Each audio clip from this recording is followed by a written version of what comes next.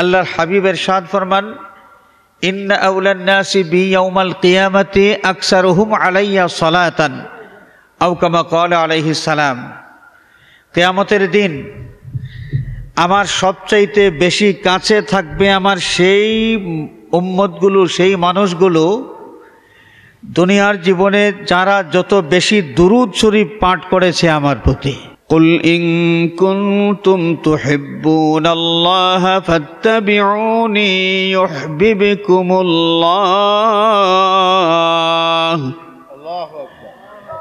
فاتبعوني يحببكم الله ويغفر لكم ذنوبكم والله غفور رحيم।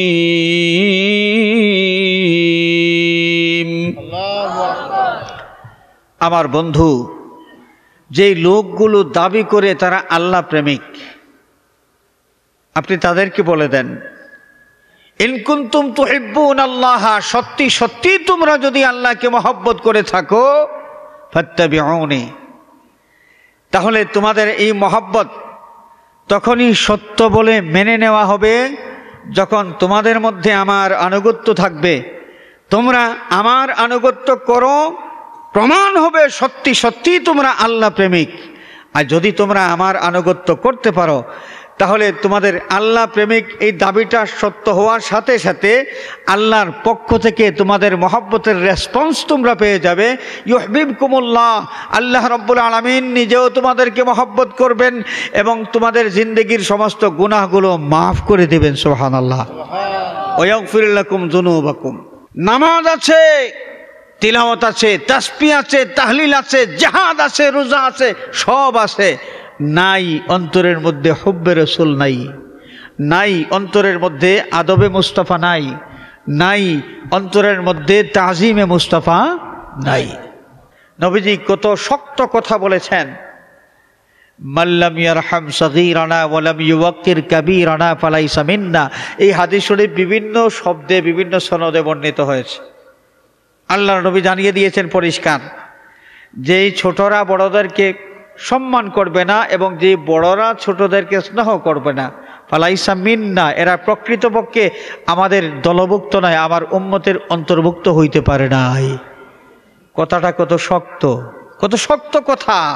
নবী প্রেমিক কোনো মানুষ তার মুরব্বীর সাথে বেয়াদবি করতে পারে না, যেহেতু যেই নবীকে সে মহব্বত করে সেই নবী এটা পছন্দ করতেন না। এখন নবী প্রেমিক যদি কেউ দাবি করে আর মা বাবাকে যথাযথভাবে সম্মান করতে চায় না, সম্মান দেখাইয়া মা বাবার সাথে কথা বলতে চায় না, ঝাড়ি দিয়া মা বাবার সাথে কথা বলে, এই লোকটা যদিও নবী প্রেমিক দাবি করুক, তার এই মিলাদ শরীফের নবী প্রেম দিয়া মা বাবাকে নারাজ করে সে আল্লাহ খুশি করতে পারবে? নবী প্রেম শুধু মিলাদ পড়ে আর মিষ্টি খাইয়া নবী প্রেম? মিলাদ শরীফ পড়েন, নবী প্রেমের নিদর্শন এটাও। আপনি শুধু মিলাদ পড়বেন আর সিন্নি খাইবেন আর নবীর অন্য কোনো সুন্নত আপনি মানবেন না, এটা তো হইতে পারে না।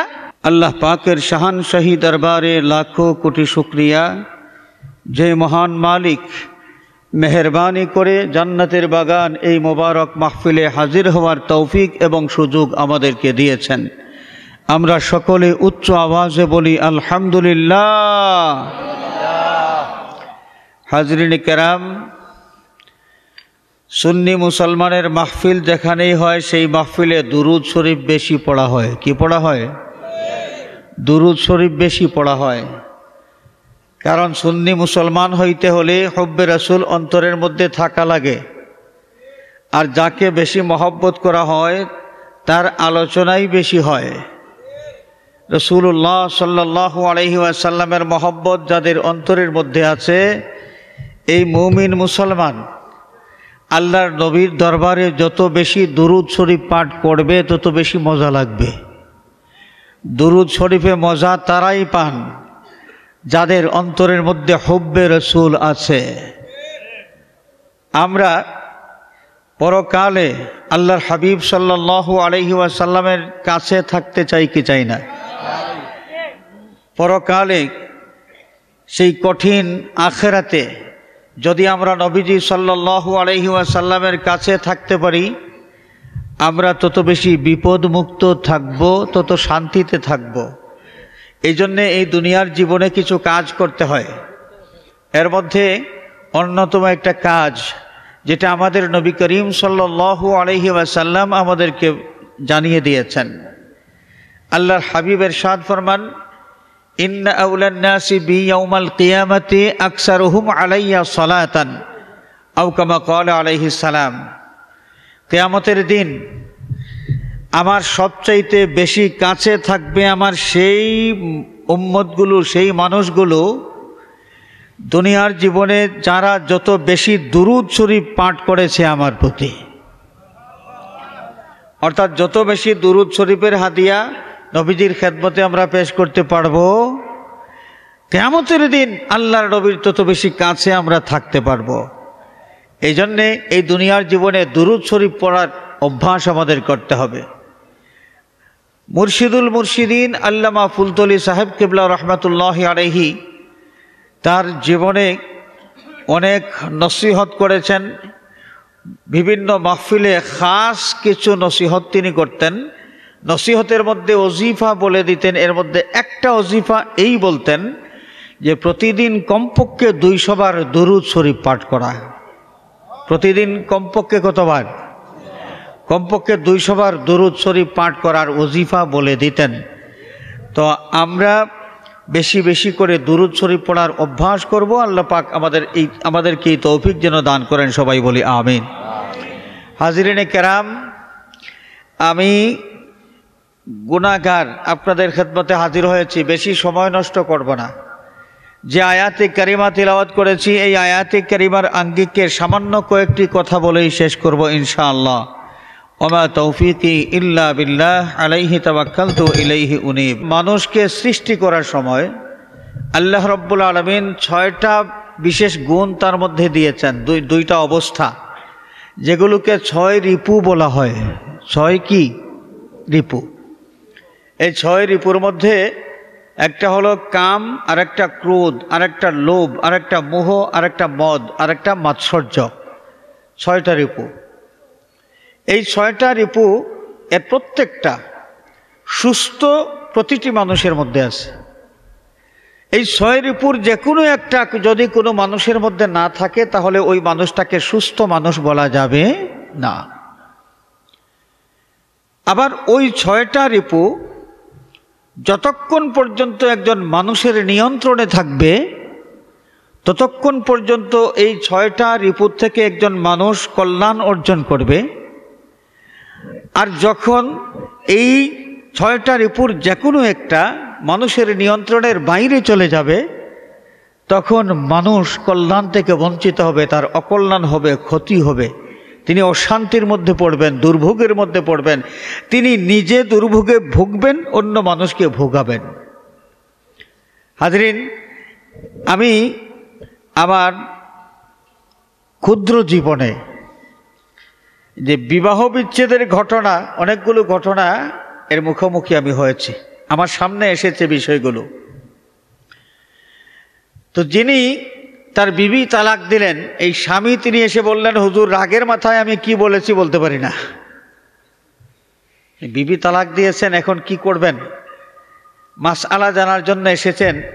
এসে তিনি ডেসক্রিপশন দিচ্ছেন এইভাবে যে রাগের মাথায় আমি কি বলেছি বলতে পারবো না।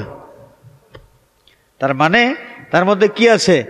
রাগ আছে, এবং এই রাগটা তার নিয়ন্ত্রণের বাহিরে চলে গিয়েছে। রাগ প্রতিটি মানুষের মধ্যে আছে।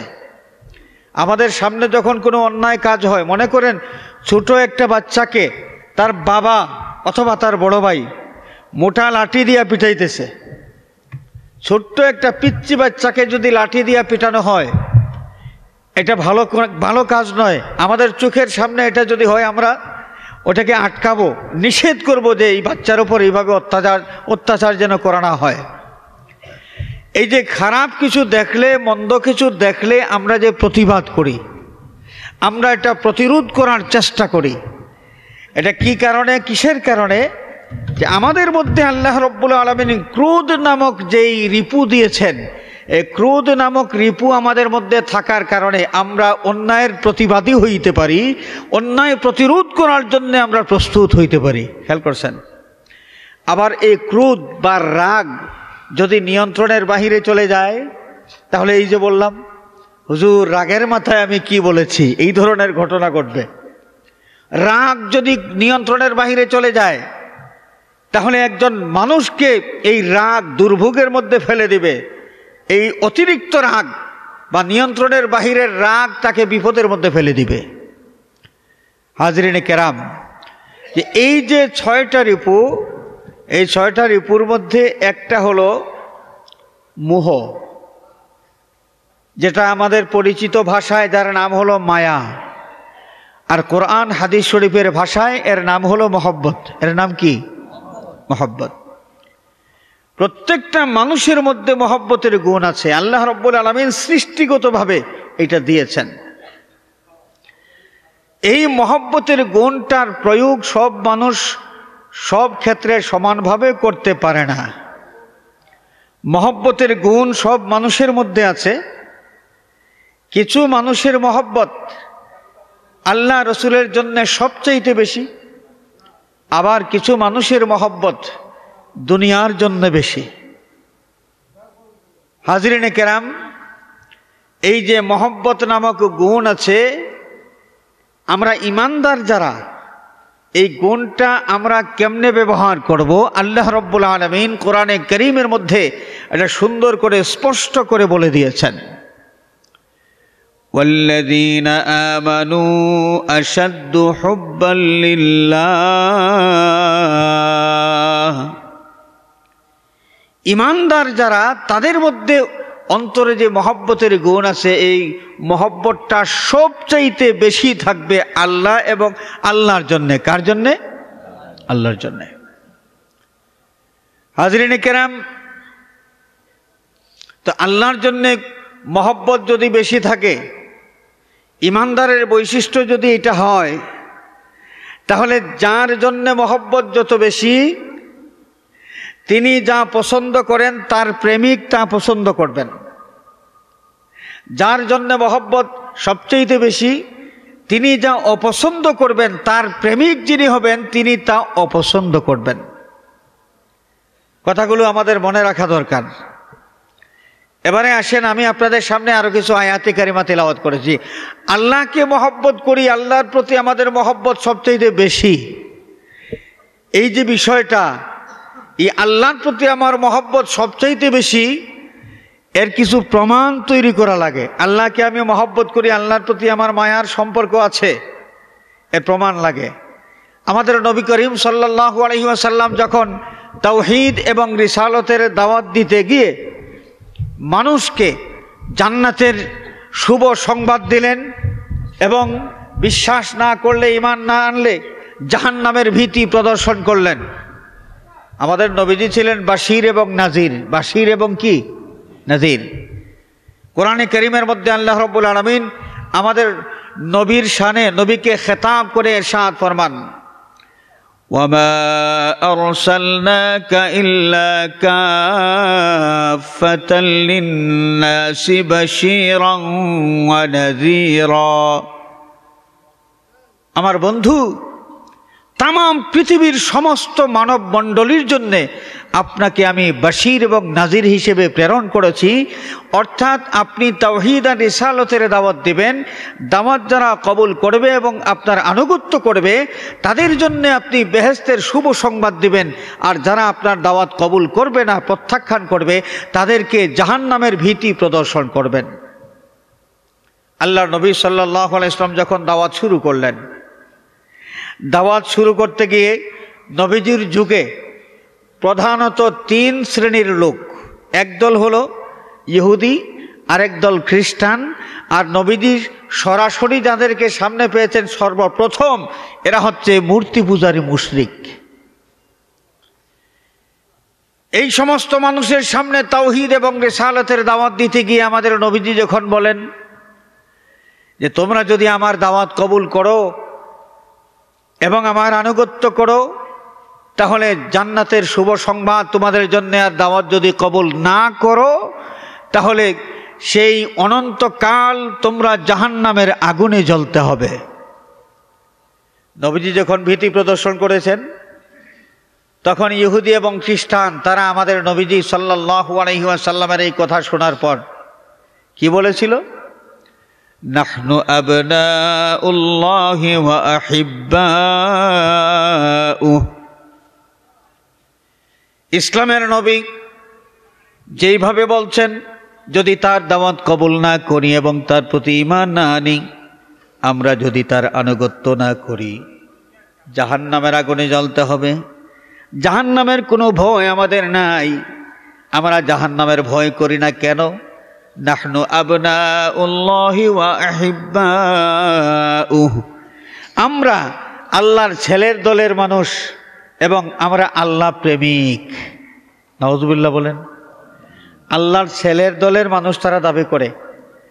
ইহুদিরা দ্বিত্ববাদী ছিল, তাদের বিশ্বাস ছিল আল্লাহ হচ্ছেন বড় খোদা আর অ্যাসিস্ট্যান্ট খোদা হলেন হযরতে উযাইর আলাইহিস সালাম।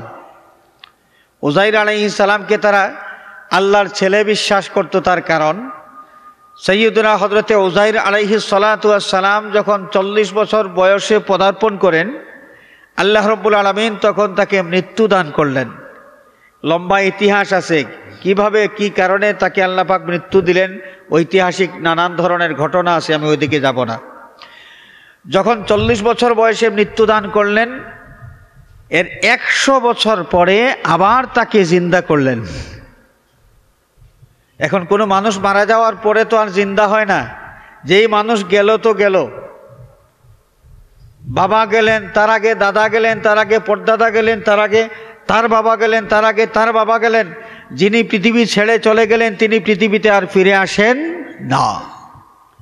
অথচ উযাইর আলাইহিস সালাম দুনিয়ার থেকে বিদায় নেওয়ার 40 বছর পরে, 100 বছর পরে, দুনিয়ার থেকে বিদায় নেওয়ার 100 বছর পরে আবার তিনি পৃথিবীতে ফিরে আসলেন। তার মানে আল্লাহ পাক তাকে আবার জিন্দা করে দিলেন। তাহলে আল্লাহ রাব্বুল আলামিন উযাইর আলাইহিস সালামকে 100 বছর পরে আবার জিন্দা করলেন কেন? ইহুদিরা নিজেরা এর একটা ব্যাখ্যা দাঁড় করাইতে শুরু করলো। তারা বলল যে উযাইর আলাইহিস সালাতু ওয়াস সালামের প্রতি আল্লাহ রাব্বুল আলামিনের মহব্বতের সম্পর্ক সবচাইতে বেশি। এই কারণে নিজের ছেলেকে মৃত্যু দেওয়ার পরে ছেলের মায়ায় 100 বছর পরে আবার তাকে জিন্দা করে দিয়েছেন। নাউযুবিল্লাহ মিন যালিক। এখন ছেলের আল্লাহ রাব্বুল আলামিনের মায়া কার প্রতি? উযাইর আলাইহিস সালামের সাথে সম্পর্ক কেমন হবে? তারা নিজেরা গবেষণা করলো, চিন্তা ভাবনা করে তারা দাঁড় করালো একটা বিষয়, যে বাবা এবং ছেলে এই সম্পর্কটা অনেক বেশি গভীর। নিজেরা মন গড়া এই সম্পর্ক স্থাপন করে দিল যে আল্লাহর ছেলে হচ্ছেন হযরতে উযাইর আলাইহিস সালাম। তো যেহেতু তারা হযরতে উযাইর আলাইহিস সালাতু ওয়াস সালামকে অ্যাসিস্ট্যান্ট খোদা বিশ্বাস করে, এখন তাদের মনের মধ্যে একটা সাহস ছিল যে ইসলামের নবীর কথা যদি সত্য হয়, আমরা তার দাবি যদি না মানি, তার দাওয়াত যদি কবুল না করি, তাহলে তার কথা মতো আমরা জাহান্নামে হব। জাহান্নামের ভয় আমাদের নাই, তার কারণ আল্লাহ পাক আমাদেরকে জাহান্নামে দেবেন না। যেহেতু আমরা আল্লাহর ছেলের দল করি, আমরা আল্লাহর ছেলের দলের মানুষ, আমরা হচ্ছে আল্লাহ প্রেমিক, অতএব জাহান্নামের আগুনে আমরা জ্বলতে হবে না। খ্রিস্টান যারা, তারা বলতে শুরু করলো আমরাও তো আল্লাহর ছেলের দলের মানুষ। তারা বিশ্বাস করতো হযরতে ঈসা আলাইহিস সালাতু ওয়াস সালাম আল্লাহর ছেলে। ব্যাস, তারাও বলাবলি শুরু করলো যে ইসলামের নবীর দাওয়াত যদি আমরা কবুল না করি, আব্দুল্লাহর বেটা মোহাম্মদ ইসলামের নবী যেভাবে বলছেন যে আমরা জাহান্নামের আগুনে জ্বলবো, জাহান্নামের আগুনের ভয় আমাদের নাই, তার কারণ আমরা আল্লাহর ছেলের দলের মানুষ। নাহনু আবনাউল্লাহি ওয়া আহিব্বাউ। ওইদিকে মূর্তি পূজারী যারা ছিল, আমরা সকলেই জানি যে মক্কার কাবা শরীফ চত্বরে 360টা মূর্তি স্থাপন করেছিল মক্কাবাসী। তারা প্রতিদিন একটি করে মূর্তির পূজা করত। বৎসরের 360 দিন তারা এক একটা মূর্তির পূজা করে কাটিয়ে দিত। প্রতিদিন এক একটা মূর্তির পূজা ছিল। যখন আমাদের নবীজি সাল্লাল্লাহু আলাইহি ওয়াসাল্লাম তাদেরকে ভয় দেখালেন যে আমার দাওয়াত যদি কবুল না করো, আমার আনুগত্য যদি না করো, তাহলে জাহান্নামের আগুনের মধ্যে তোমাদের জ্বলতে হবে, তখন মুশরিকেরা বলেছিল, না, জাহান্নামের আগুনে আমাদের জ্বলতে হবে না। এই যে অসংখ্য খোদা আমাদের, লাত, মানাত, উজ্জা, হুবল সহ 360 দেবদেবী, এই 360 দেবদেবীর প্রেমিক আমরা, এবং তাদের খাতিরে আল্লাহর সাথেও আমাদের মায়ার সম্পর্ক আছে। আমাদের এই দেবদেবীগুলোর যে মায়া, ওই মায়ার খাতিরে আমরাও কিন্তু জাহান্নামের আগুন থেকে নিষ্কৃতি পেয়ে যাব, আমাদেরও জাহান্নামের আগুনের কোনো ভয় নেই। আমরা আল্লাহ প্রেমিক, এই আমাদের দেবদেবীর ওসিলায় আমরাও আল্লাহ প্রেমিক। এখন যেই সমস্ত মানুষগুলো একদিকে আল্লাহ প্রেমিক বলে দাবি করছে, আরেকদিকে ইসলামের নবী, আখেরি জামানার নবী, আল্লাহর বন্ধু মুহাম্মদ সাল্লাল্লাহু আলাইহি ওয়াসাল্লামের দাওয়াত প্রত্যাখ্যান করছে, এদের প্রসঙ্গে আল্লাহ পাক তার হাবিব সাল্লাল্লাহু আলাইহি ওয়াসাল্লামের প্রতি আয়াতে কারিমা নাজিল করলেন এবং আল্লাহ পাক তার হাবিবকে বলে দিলেন, কুল ইন কুনতুম তুহিব্বুনাল্লাহ ফাত্তাবিউনি ইউহিব্বুকুমুল্লাহ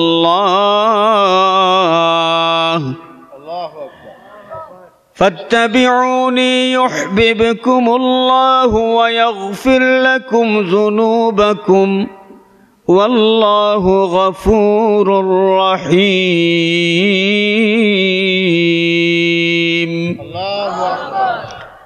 আমার বন্ধু, যেই লোকগুলো দাবি করে তারা আল্লাহ প্রেমিক, আপনি তাদেরকে বলে দেন, ইন কুনতুম তুহিব্বুনাল্লাহ, সত্যি সত্যি তোমরা যদি আল্লাহকে মহব্বত করে থাকো, ফাত্তাবিউনি, তাহলে তোমাদের এই মহব্বত তখনই সত্য বলে মেনে নেওয়া হবে যখন তোমাদের মধ্যে আমার আনুগত্য থাকবে।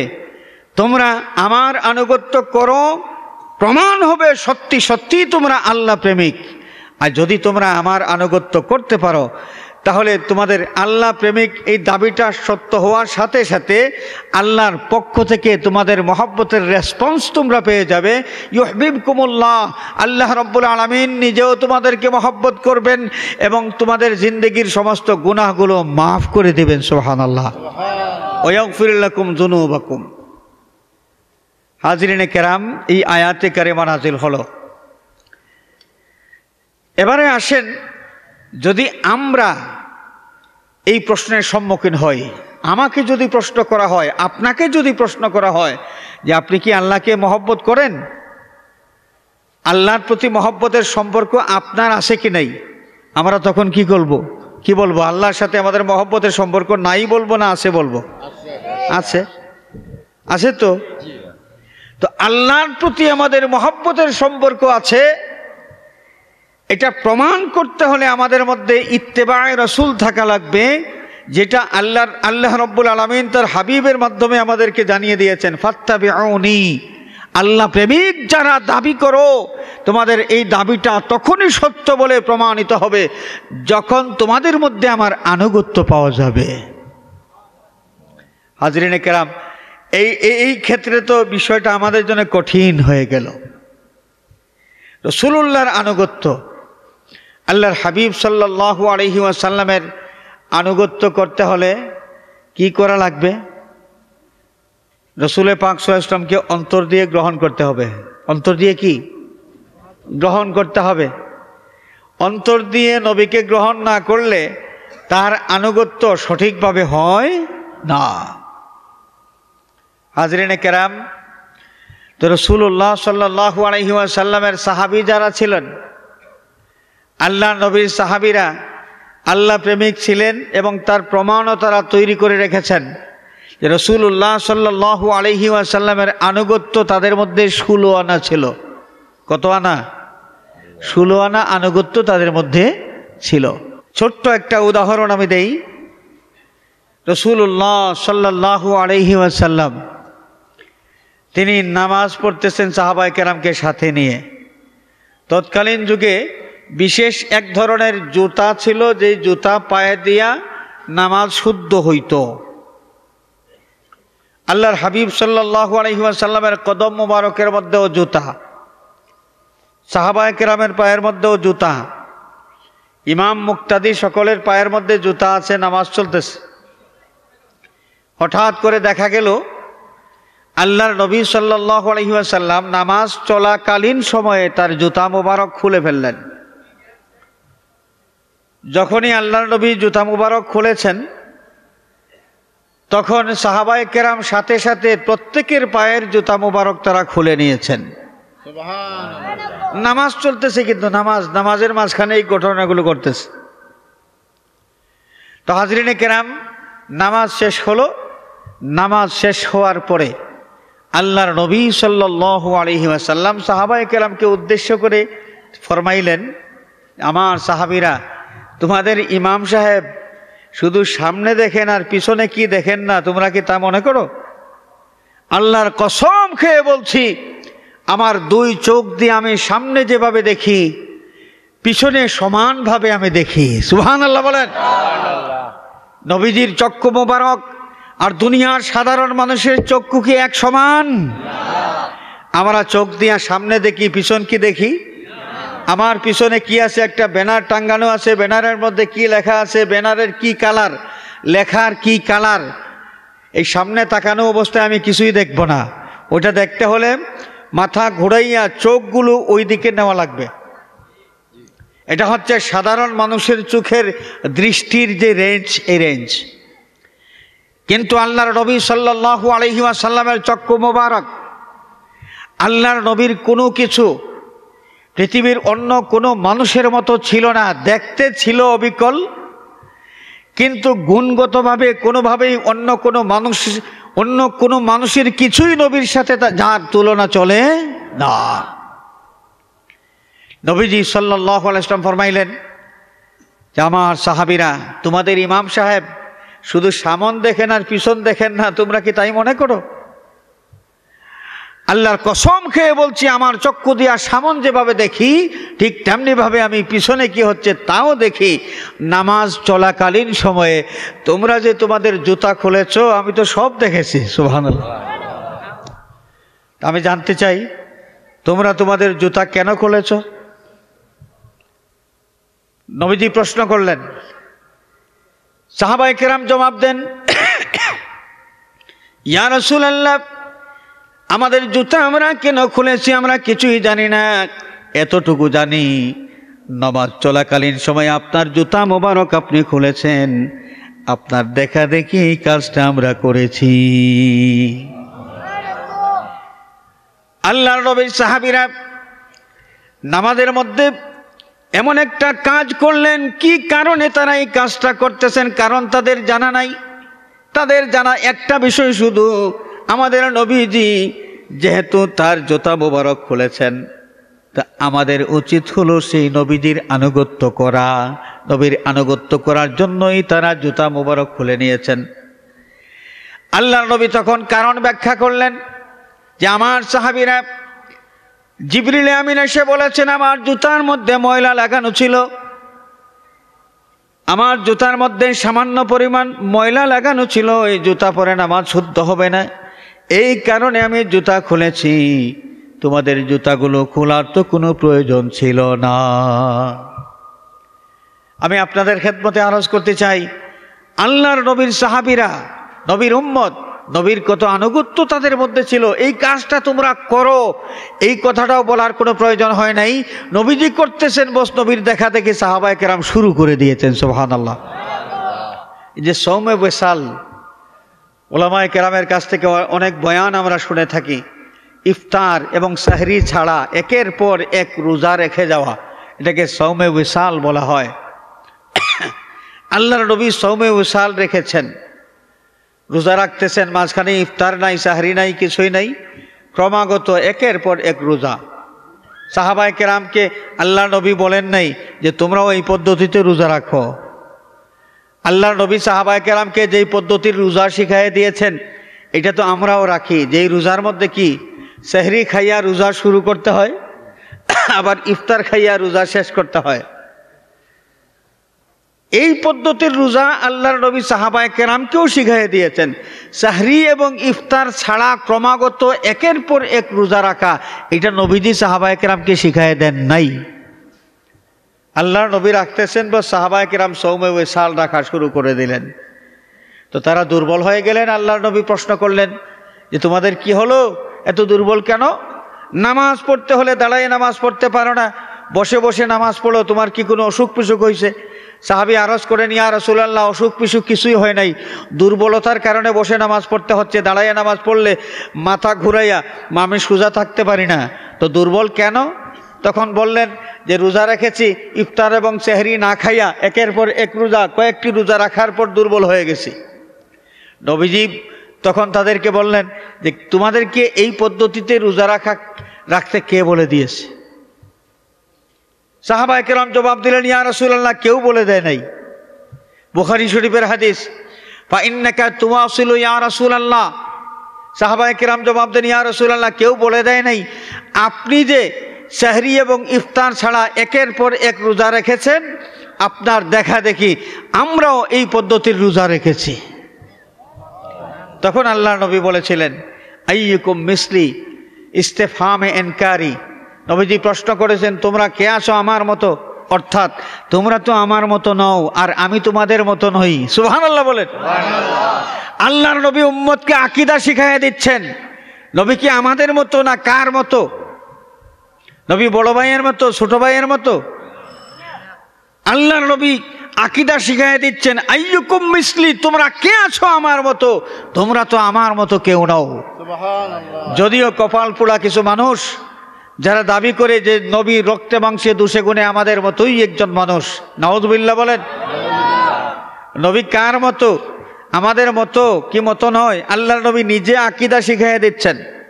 নবীজি বলেন যে তোমরা তো আমার মতো কেউ নও। ইফতার এবং সেহরি না খাইয়া আমি ক্রমাগত রোজা রাখতে পারি, তোমরা তো এটা পারবে না, তোমাদের এই যোগ্যতা নাই। অতএব সৌমে ওয়াসাল তোমাদের জন্য নয়, সৌমে ওয়াসাল তোমাদের জন্য নয়। এটা রাখার যোগ্যতা আল্লাহ পাক আমাকে দিয়েছেন। ইন্নী আবিতু ইউতঈমুনি রাব্বি ওয়া ইয়াসকিনি, আমি রাত্রি যাপন করি, আমার আল্লাহর পক্ষ থেকে পানাহারের ব্যবস্থা করা হয়। আল্লাহর পক্ষ থেকে পানাহারের ব্যবস্থা কি? দুনিয়ার কোনো গোশত রুটি নয়। এই হাদিস শরীফের ব্যাখ্যার মধ্যে পাওয়া যায় যে আল্লাহ রাব্বুল আলামিন তার হাবিব সাল্লাল্লাহু আলাইহি ওয়াসাল্লাম থেকে মানবীয় কিছু দুর্বলতা আছে, সেই দুর্বলতার থেকে তার হাবিবকে পাক সাফ রেখেছেন। যেমন আমাদের ঘুমের প্রয়োজন হয়, ক্রমাগত কয়েকদিন ঘুম না হলে আমাদের স্বাস্থ্য নষ্ট হয়ে যায়, মাথা মুথা কাজ করে না। কিন্তু আল্লাহর নবী সাল্লাল্লাহু আলাইহি ওয়াসাল্লামকে আল্লাহ রাব্বুল আলামিন এই দুর্বলতার থেকে মুক্ত করে রেখেছেন। সুবহানাল্লাহ। আমরা যেভাবে ঘুমাই, নবীজির ঘুম কিন্তু আমাদের ঘুমের মতো ছিল না। আল্লাহ নবীর চক্ষু মোবারক ঘুমন্ত থাকতেন, দিল কলব মোবারক জাগ্রত থাকতেন। সুবহানাল্লাহ। আমরা নির্দিষ্ট সময়ের মধ্যে খাবার খাইতে হয়, খাবার না খাইলে ক্ষুধা লাগে, আর বেশ কিছুদিন খাবার না খাইলে শরীর দুর্বল হয়ে যায়, আমরা কাহিল হয়ে যাই, আমাদের মাথা মুথা কাজ করে না, দাঁড়াইতে পারি না, সোজা হয়ে দাঁড়াইতে পারি না। কিন্তু আমার নবী সাল্লাল্লাহু আলাইহি ওয়াসাল্লামকে এই দুর্বলতা থেকেও আল্লাহ রাব্বুল আলামিন পাক সাফ করে রেখেছেন। সুবহানাল্লাহ। দুনিয়ার কোনো গোশত রুটি খাওয়ার কোনো দরকার আমার নবীর ছিল না। নবীজি বলেন যে আল্লাহর পক্ষ থেকে আমার পানাহারের ব্যবস্থা। পানাহারের ব্যবস্থা কি?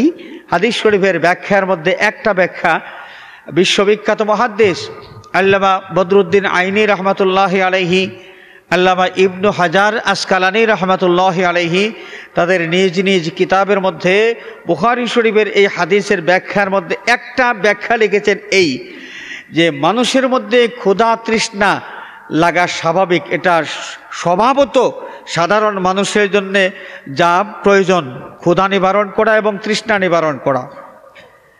আল্লাহর নবী সাল্লাল্লাহু আলাইহি ওয়াসাল্লামকে আল্লাহ রাব্বুল আলামিন এই ধরনের ক্ষুধা এবং তৃষ্ণা থেকে হেফাজতে রেখেছিলেন। ক্ষুধা আর তৃষ্ণা নবীর ছিল না, এই কারণে ইচ্ছা মতো নবী না খেয়ে কোনো কিছু পানাহার না করে রোজা রাখতে পারতেন। আরেকটা ব্যাখ্যা দেওয়া হয়েছে যে আল্লাহর পক্ষ থেকে নবীর জন্য পানাহারের ব্যবস্থা, তার মানে হলো যে আল্লাহর হাবিব সাল্লাল্লাহু আলাইহি ইসলাম যখন আল্লাহর দিদারের মধ্যে মশগুল হয়ে যেতেন তখন ক্ষুধার তৃষ্ণার কোনো প্রয়োজন পড়তো না। খেয়াল করছেন? আল্লাহর দিদারের মধ্যে যখন আল্লাহর নবী মশগুল হয়ে পড়তেন তখন ক্ষুধার তৃষ্ণা কিছুই লাগতো না। যেই কৈফিয়ত, যেই অবস্থা সাধারণ কোনো মানুষ গ্রহণ করতে পারবে না। খেয়াল করছেন? তো আমি আপনাদের খেদমতে আরজ করতে চাই, আমরা আল্লাহ প্রেমিক। আমরা কি? আল্লাহ প্রেমিক। তো আল্লাহ প্রেমিক হইতে গেলে যে ডকুমেন্টের দরকার, যে ডকুমেন্টের মাধ্যমে প্রমাণিত হবে যে আমি আল্লাহ প্রেমিক, সেই ডকুমেন্ট হলো ইত্তেবায়ে রাসূল, রাসূলুল্লাহ সাল্লাল্লাহু আলাইহি ওয়াসাল্লামের ইতাআত, রাসূলুল্লাহ সাল্লাল্লাহু আলাইহি ওয়াসাল্লামের গোলামি। আল্লাহর হাবিবের গোলাম না হওয়া পর্যন্ত আল্লাহ প্রেমিক দাবি করা কারো পক্ষে এই দাবিটা সঠিক নয়। খেয়াল করছেন? আল্লাহ রসুলের গোলামের মাধ্যমেই আল্লাহ প্রেমিক দাবি করাটা তখনই সত্য বলে প্রমাণিত হয়। হাজিরিনে কেরাম, রাসূলুল্লাহ সাল্লাল্লাহু আলাইহি ওয়াসাল্লাম যখন বললেন যে তোমরা আল্লাহ প্রেমিক হয়ে থাকলে আমার আনুগত্য করো, এই যে আয়াতে কারিমা আপনাদের সামনে আমি তিলাওয়াত করেছিলাম,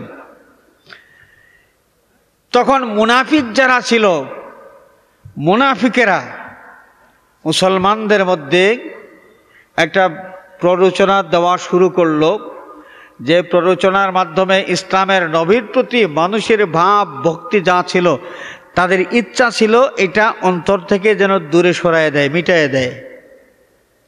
মুনাফিকেরা কানাঘুষা শুরু করলো, কানাকানি শুরু করলো যে আমাদের নবী কেমন নবী, তিনি দাবি করতেছেন আমরা নাকি তার অনুসরণ করা লাগবে, আমরা তো আল্লাহর গোলাম। নবী বলতেছেন আমরা তার অনুসরণ করে চলব।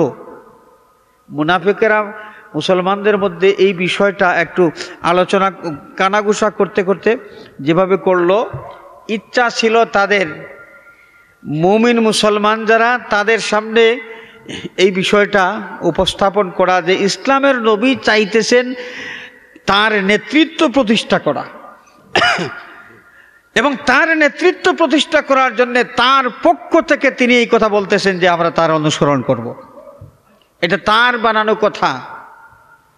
আল্লাহ রাব্বুল আলামিন তাদের কথার জবাব দিয়েছেন, কুল আতিউল্লাহ ওয়ার রাসূল।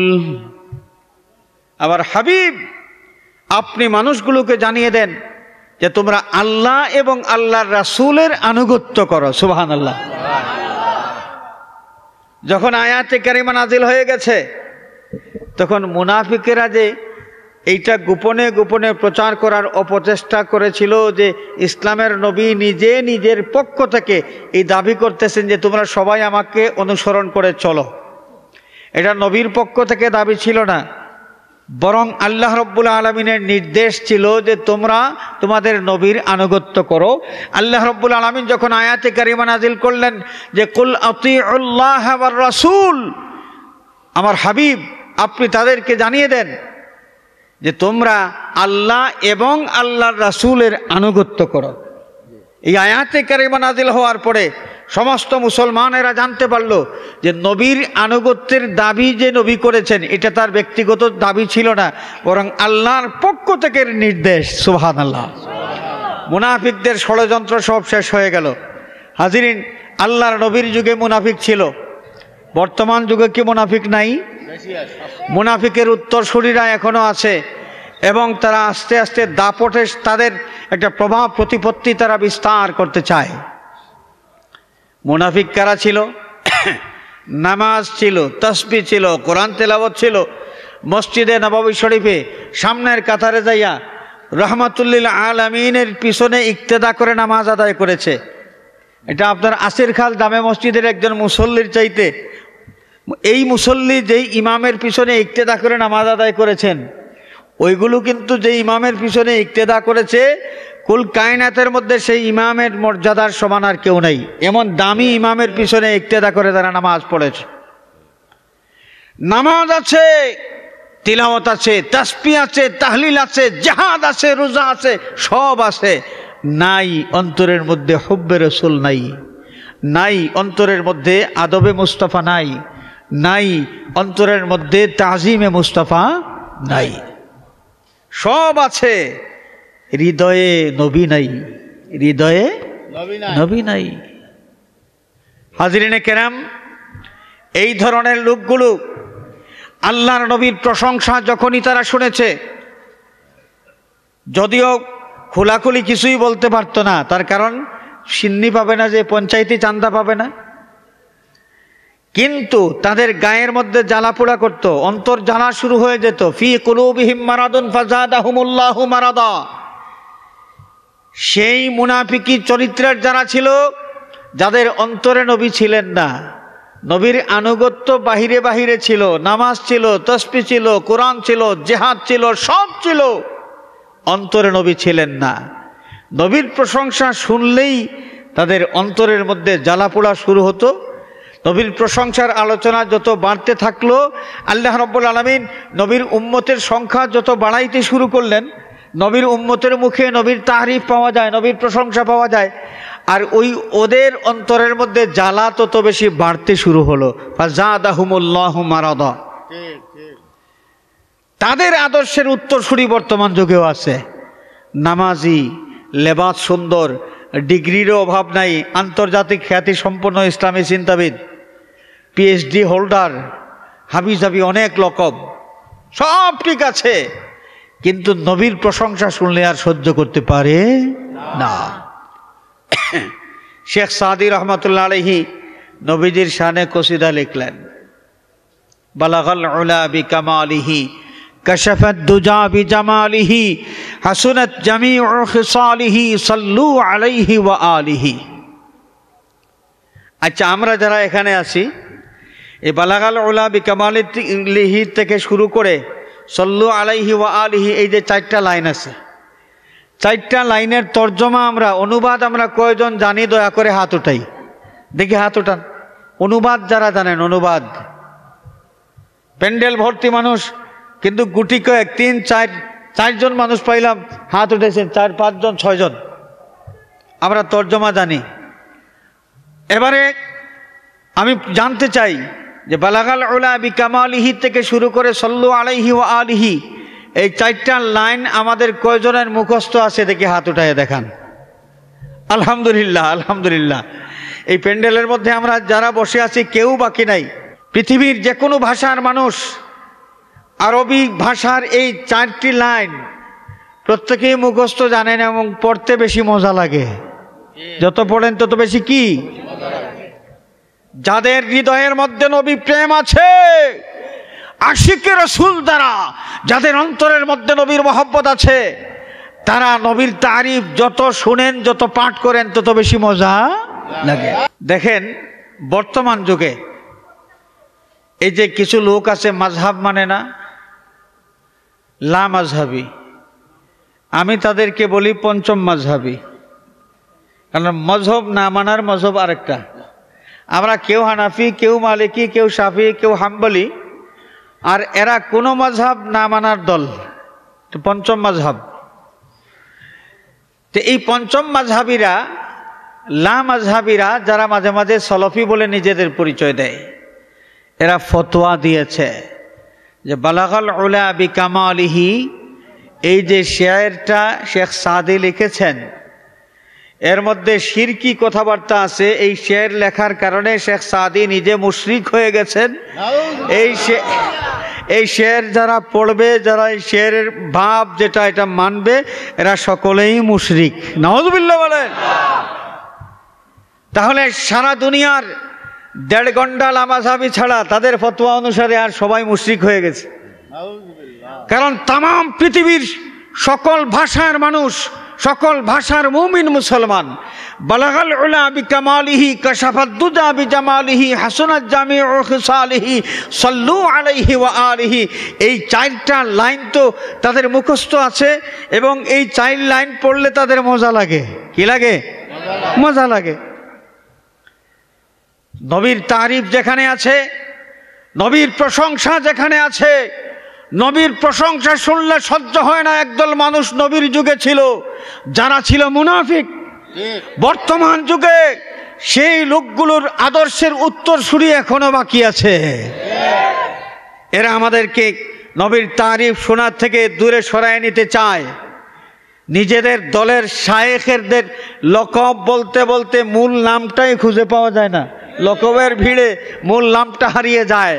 অথচ আমার নবীদের শানে প্রশংসাসূচক কোনো শব্দ যদি কেউ ব্যবহার করে, সেখানে তারা অ্যানালাইসিসগুলো করে দেয়, ম্যাগনিফাইং গ্লাস লাগাইয়ে তারা দেখতে চেষ্টা করে যে এখানের মধ্যে শিরিকের কোনো গন্ধ টন্ধ পাওয়া যায় কিনা। আমার আলোচনা আসলে অনেক দূরে, অন্য পথে আমি চলে গিয়েছি। আমি আপনাদের খেদমতে আরজ করতে চাই যে কুল আতিউল্লাহ ওয়ার রাসূল, আল্লাহ রাব্বুল আলামিন জানিয়ে দিয়েছেন তোমরা আল্লাহ এবং রাসূলের আনুগত্য করো। আল্লাহ এবং রাসূলের কি আনুগত্য করো। হায় হায়, কোরআনে কারীমের এই আয়াত একদল মানুষকে বিপদে ফেলে দিয়েছে, যারা বলে আল্লাহ আর মুহাম্মদ এক লাইনে লেখলে শিরিক হয়ে যায়। আছে না, নতুন ফতোয়া শুরু হয়েছে, আল্লাহ এবং রসুল এক লাইনে সমান স্কেলে লেখলে নাকি শিরিক হয়ে যায়। তো এরা না জানি কোন দিন ফতোয়া দিয়ে দেয় আল্লাহ এবং রাসূলের আনুগত্য করো, এটা বললেই নাকি শিরিক হয়ে যাবে। হয়তো ফতোয়া দিয়ে দিতেও পারে, কোরআনে কারীমের আয়াতের অন্য কোনো তাফসীর মন গড়া ব্যাখ্যা করে তারা হয়তো এটাকে অন্যভাবে আমাদেরকে বুঝাই দিবে। অথচ আল্লাহ রাব্বুল আলামিন এখানে বলে দিলেন আতিউল্লাহ ওয়ার রাসূল, আল্লাহ এবং আল্লাহ রাসূলের আনুগত্য করো। একটু চিন্তা করি, আমরা একটু চিন্তা করি, কারো আনুগত্য করতে হলে তার নির্দেশ পাইতে হয় যে তুমি এই কাজ করো। আল্লাহ রাব্বুল আলামিন ইন্ডিভিজুয়ালি প্রতিটি মানুষকে কি কোনো নির্দেশ দেন? নামাজ কায়েম করো। আল্লাহ রাব্বুল আলামিন এটা বলে দিয়েছেন তার হাবিবের কাছে, আল্লাহ পাক সরাসরি বলেন নাই, তার হাবিব আমাদেরকে বলে দিয়েছেন তোমরা নামাজ কায়েম করো, এবং ওই আয়াতগুলো তিলাওয়াত করে শোনায় দিয়েছেন। এবং তোমরা এই কাজটা এইভাবে করো। আল্লাহ রাব্বুল আলামিনকে দেখা যায় না, রসুলকে দেখা যায়। রসুল কিভাবে নামাজ আদায় করেছেন, কিভাবে রুকু করেছেন, কিভাবে সেজদা করেছেন, কিভাবে উজু করেছেন, সব কিছু সাহাবায়ে কেরাম নবীর দেখে দেখে শিখেছেন। আল্লাহ রাব্বুল আলামিনকে তো দেখা যায় না। যে আল্লাহ রাব্বুল আলামিন আমাদেরকে হুকুম দিলেন ইজা কুমতুম ইলা সলাতি ফাগসিলু উজুহাকুম ওয়া আইদিয়াকুম ইলাল মারাফিকি ওয়ামসাহু বিরুউসিকুম ওয়া আরজুলাকুম ইলাল কাবাইন, যে আল্লাহ পাক নামাজের আগে উজু করার হুকুম দিলেন। উজু কিভাবে করতে হয় আল্লাহ রাব্বুল আলামিন তো আমাদেরকে উজু করে দেখাইয়া দেন নাই। তো যে আল্লাহকে দেখা যায় না, সেই আল্লাহর আনুগত্য আমরা কিভাবে করব? আমরা যদি বলি আল্লাহ তোমাকে আমরা দেখি না, তোমার কোনো কথাও আমরা সরাসরি শুনি না, আমরা মুসা কলিমুল্লাহর মতো হইতে পারি নাই যে তুমি আমাদের সাথে কথাবার্তা বলো, তোমার কথাও আমরা শুনি না, তোমাকে আমরা দেখিও না, তাহলে তোমার আনুগত্য আমরা কিভাবে করব? যদি আমরা প্রশ্ন করি, আল্লাহ রাব্বুল আলামিন জবাব দিয়ে রেখেছেন মান ইউতিউর রাসূল ফাকাদ আতাআ আল্লাহ। আল্লাহু আকবার।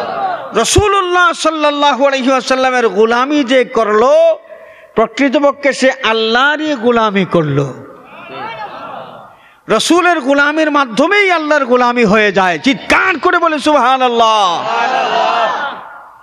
হাজিরিনে কেরাম, এবারে আসেন তো আল্লাহর নবীর মহব্বত, আমরা নবীকে মহব্বত করি কি করি না? করি। মা তার সন্তানকে মহব্বত করেন কি করেন না? করেন। মা সন্তানের প্রতি যেই মহব্বত রাখেন, এই মহব্বতটা আল্লাহ রাব্বুল আলামিন জিবিল্লি দিয়ে দিয়েছেন, এটা প্রকৃতিগত। আল্লাহ পাক একজন মাকে যখন সৃষ্টি করেন, এই মায়ের মধ্যে সন্তানের প্রতি যে মায়া, এই মায়াটা দিয়ে দিয়েছেন, সৃষ্টি করে দিয়ে দিয়েছেন। কিন্তু রাসূলুল্লাহ সাল্লাল্লাহু আলাইহি ওয়াসাল্লামের প্রতি মহব্বত আল্লাহ রাব্বুল আলামিন এটাকে ইখতিয়ারি রেখে দিয়েছেন। ইখতিয়ারি, মানুষ এখানে স্বাধীন, মন চাইলে রাসূলকে মহব্বত করতে পারে, মন না চাইলে মহব্বত করবে না। মন চেয়েছে আবু বকর সিদ্দিক নবীকে মহব্বত করেছেন, আবু জেহেল তার মন চায় নাই, মহব্বত করে নাই। খেয়াল করছেন? যদি মায়ের অন্তরের মধ্যে সন্তানের মায়া যেভাবে, মহব্বত যেভাবে, নবীর প্রতি মহব্বত এইভাবে যদি আল্লাহ পাক দিয়ে দিতেন, তাহলে আবু বকর আর আবু জেহেলের মধ্যে পার্থক্য থাকতো না, সবাই নবীকে মহব্বত করতে বাধ্য হইত। আমাদের কি আল্লাহ রাব্বুল আলামিন নবীর মহব্বতের ক্ষেত্রে বাধ্য করেন নাই, আমাদের স্বাধীনতা দিয়েছেন। আর এটাই হচ্ছে হুব্বে রাসূল, হচ্ছে ইমানি পরীক্ষা। ইমানি কি পরীক্ষা? হুব্বে রাসূল হলো ইমানি পরীক্ষা। আর পরীক্ষা যেখানে থাকে সেখানে বাধ্যবাধকতার কোনো বিষয় থাকে না। হাজরিনে কেরাম, আমাদের নবী করিম সাল্লাল্লাহু আলাইহি ওয়াসাল্লামকে মহব্বত করতেই হবে যদি আমরা নিজেদেরকে ঈমানদার দাবি করি থাকি। আর নবীর মহব্বত কি পরিমাণ থাকবে? যে একদম প্রাণের চাইতে বেশি। কার চাইতে বেশি? প্রাণের চাইতে বেশি। এই পৃথিবীর মধ্যে আল্লাহ রাব্বুল আলামিন এমন অনেক অনেক নিদর্শন রেখে দিয়েছেন, যেই নিদর্শনগুলোর মাধ্যমে নবী প্রেম যে কত জরুরি জিনিস, জরুরি বিষয় একজন মানুষের জন্য আল্লাহ রাব্বুল আলামিন দুনিয়ার মানুষের সামনে তুলে ধরেছেন। হাদিস শরীফের মধ্যে এসেছে, বুখারী শরীফের হাদিস, বিভিন্ন কিতাবের মধ্যে এসেছে। সাইয়্যিদুনা আনাস বিন মালিক রাদিয়াল্লাহু তাআলা আনহু তিনি রওয়ায়াত করেন, আল্লাহর নবী খাইবার অভিযান থেকে যখন মদিনার দিকে রওনা করলেন, খাইবার থেকে মদিনা শরীফ প্রবেশ করার পথে দূরের থেকে সেই উহুদের পাহাড় দেখা যায়। আল্লাহর নবী সেই পাহাড় দেখাইয়া আমাদেরকে ডাক দিয়ে বলেন, হাযা জাবালুন ইউহিব্বুনা ওয়া নুহিব্বুহু।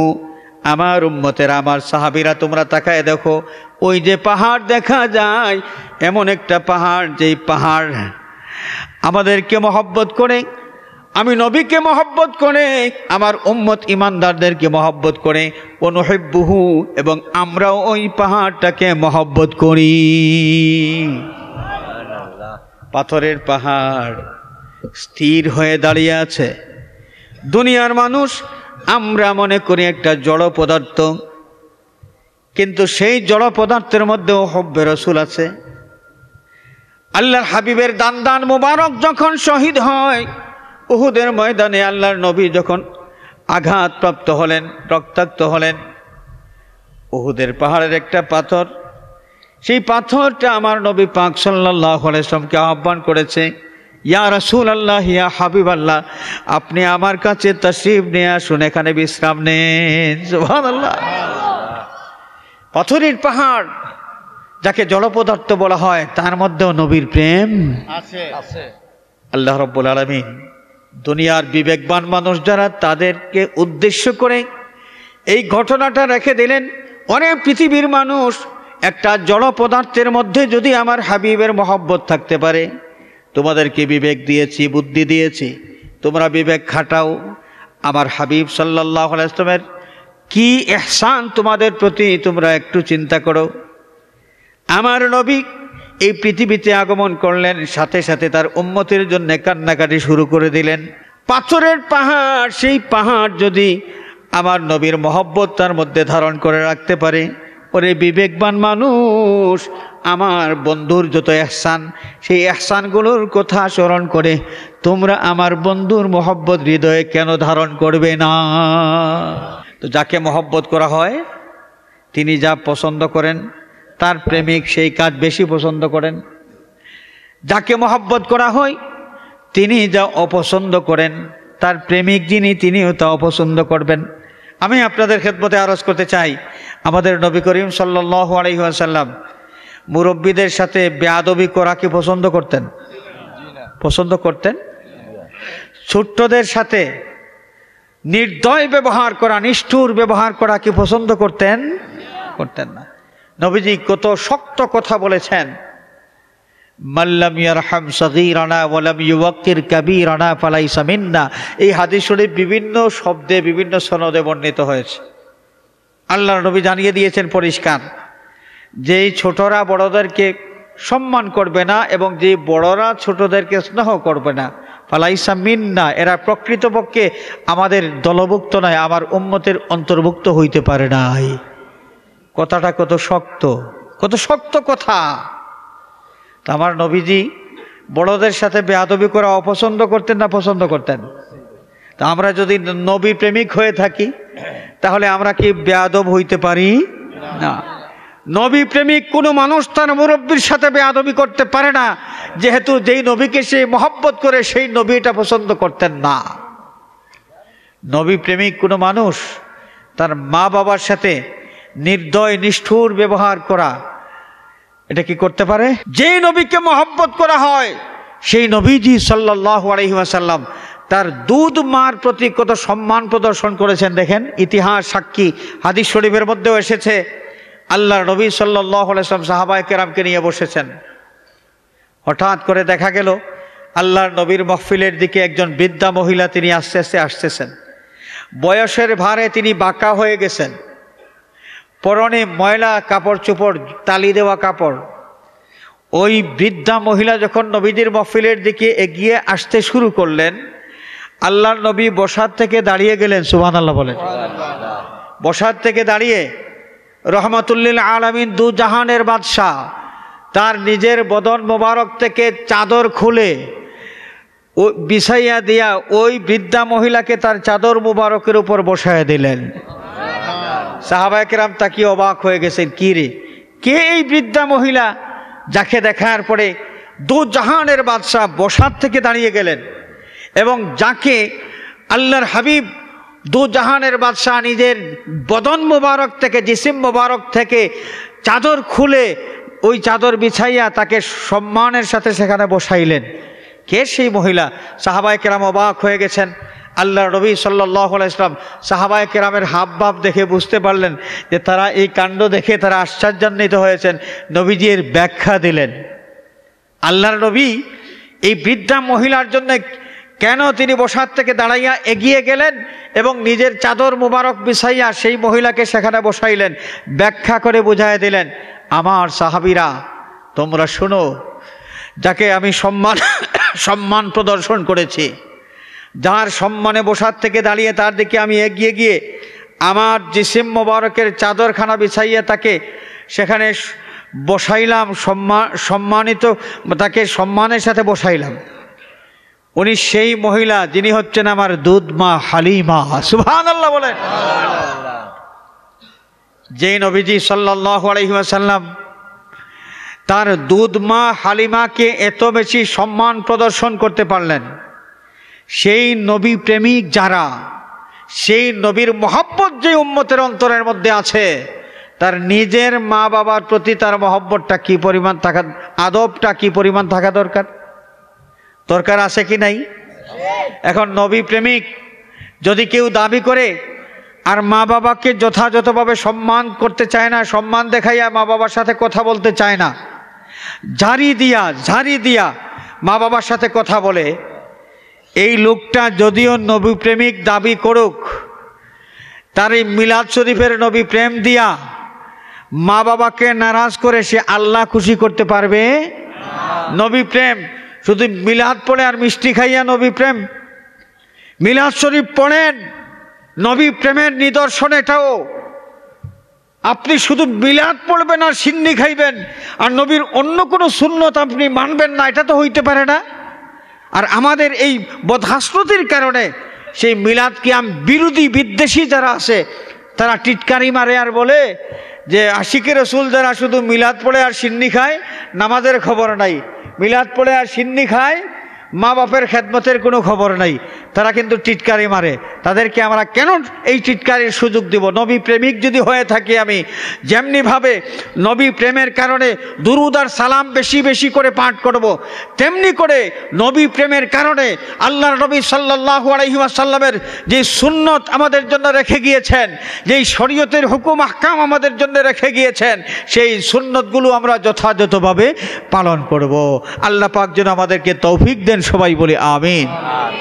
হাজরিন, আমাদের নবীজি সুদ খাইতে খুব পছন্দ করতেন, মনে হয় পছন্দ করতেন। তো মুসলমান বর্তমানে সুদ দেয়, সুদ নেয়, আছে কি নেই? আছে কি নেই? এই যে মানুষ বড়লোক হওয়ার জন্যে সুদের ভিত্তিতে ঋণ নেয়, ব্যবসার কাজে লাগানোর জন্যে। আমি আজ পর্যন্ত একটা ব্যবসায়ীকেও দেখি নাই যে সুদের উপর ভিত্তি করে ঋণ নিয়া ব্যবসা করেছেন আর তিনি লাভবান হয়েছেন। আমার দেখা মতো এই ধরনের প্রত্যেকটা ব্যবসায়ী যারা সুদভিত্তিক ঋণ নিয়েছে, এই সমস্ত ব্যবসায়ীরা দোকানের মধ্যে তালা দিয়ে পালাইতে হয়েছে। আমার দেখা মতো, আমার ব্যক্তিগত যে জরিপ আছে, যে অ্যানালাইসিস থেকে আমি এই কথাটা বলছি, সুদ মানুষকে লাভবান করে না। সুদ মানুষকে কি করে না? লাভবান করে না। ইয়ামহাকুল্লাহুর রিবা ওয়া ইউরবিস সাদাকাত। আল্লাহু আকবার। আল্লাহ রাব্বুল আলামিন সুদকে মিটায়ে দেন, নির্মূল করে দেন। ওয়া ইউরবিস সাদাকাত, সদকা করলে আল্লাহ রাব্বুল আলামিন এটা বাড়ায় দেন। সুবহানাল্লাহ। এক হাদিস শরীফের মধ্যে এসেছে যে তোমরা, আল্লাহ নবী ইরশাদ ফরমান, তোমরা যারা সদকা করো, সদকা যদি সামান্য হয়, আল্লাহ রাব্বুল আলামিন তোমাদের এই সদকা কবুল করার পর এটাকে বাড়াইতে থাকেন। তোমরা যেভাবে ছাগলের ছোট্ট একটা বাচ্চা লালন পালন করো, এটা বড় হয় বাচ্চা দেয়, সেই বাচ্চাগুলো লালন পালন করো, আবার ওইগুলো বড় হয় আবার বাচ্চা দেয়, ঠিক এইভাবে একটি ছাগলের বাচ্চা থেকে তোমরা অসংখ্য অগণিত ছাগলের মালিক হইতে পারো।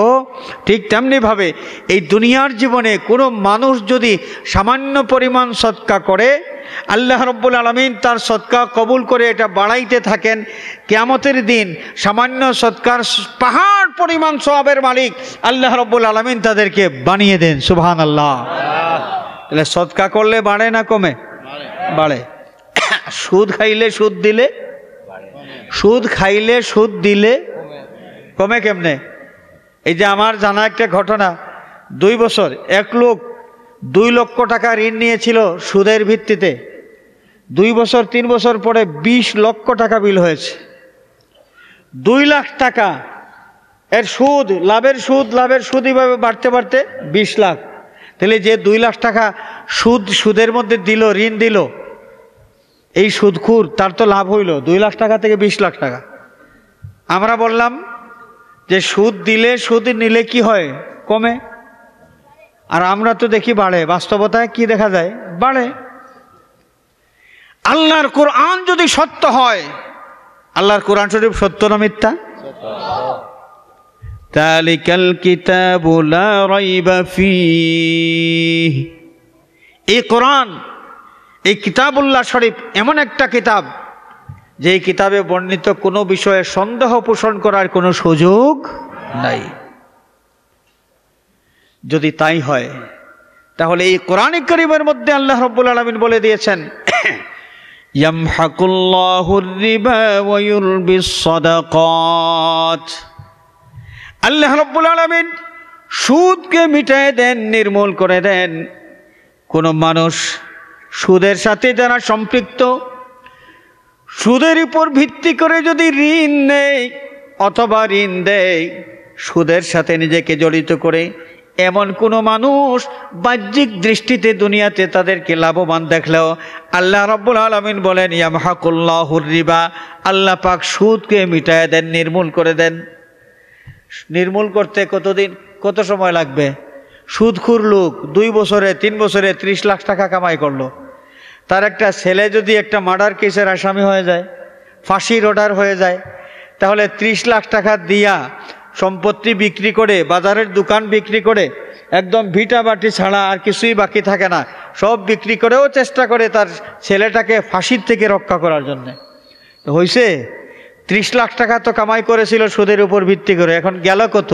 যাইতে যাইতে যাইতে যাইতে একদম বিটে মাটি সুদ্ধা সব শেষ।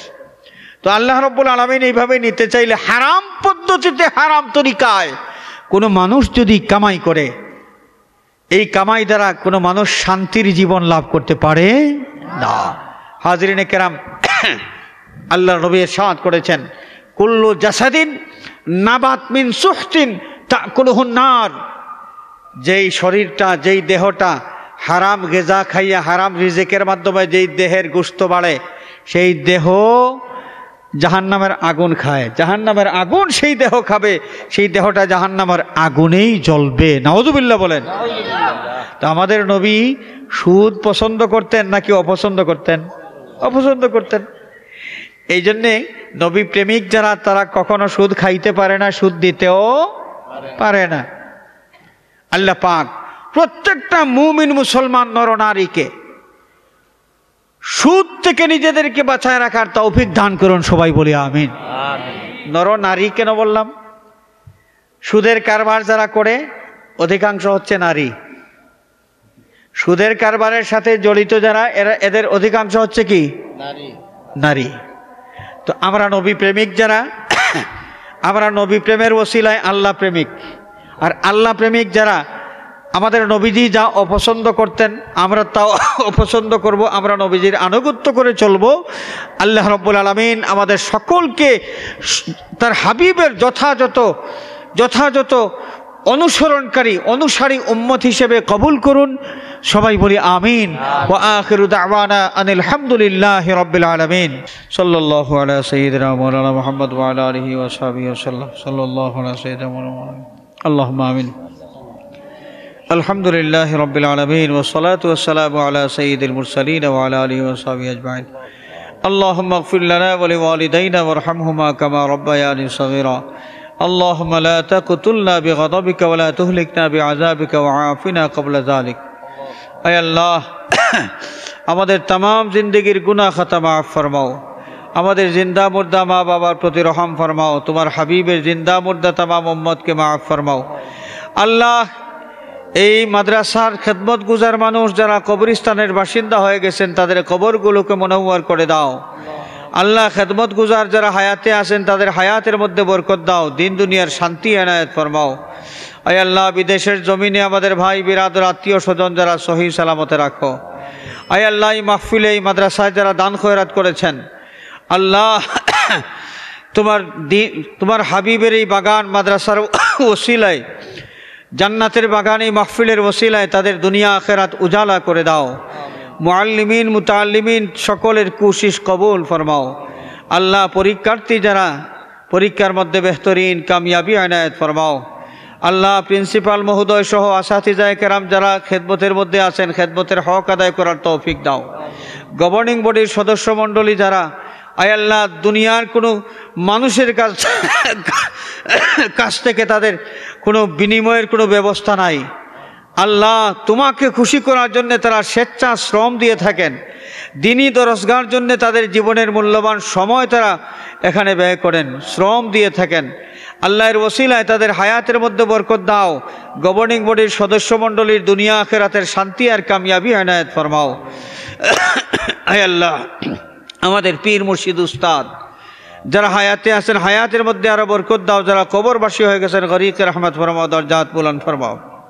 আল্লাহ মুর্শিদুল মুর্শিদিন সৈয়দুনা সনাদুনা আল্লামা ফুলতলি সাহেব কিবলা রহমতুল্লাহি আলাইহির দরজাত বুলন্দ ফরমাও। আল্লাহ তোমার ওলির রুহি ফয়েজ দিয়ে আমাদেরকে ফয়জিয়াব করে দাও।